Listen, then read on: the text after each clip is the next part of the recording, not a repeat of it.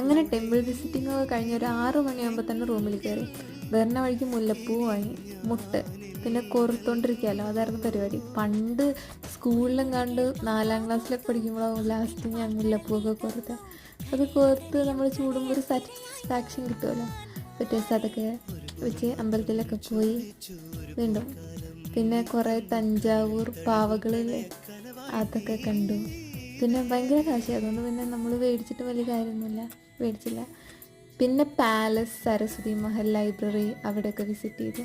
ഇതെല്ലാം ഒരു കോംപ്ലക്സിലാണ്. നമുക്ക് എൻട്രി ഫീ ഉണ്ട്, 20 രൂപയോ 50 രൂപയാണ്. പിന്നെ കുറേ നടന്ന് കാണാനുള്ള സ്ഥലങ്ങളുണ്ട്, അതൊക്കെ കണ്ടു. പിന്നെ ഈ നമ്മുടെ പാലസ്, ഞാൻ കുറേ നേരം പാലസ് നോക്കി നടന്നു.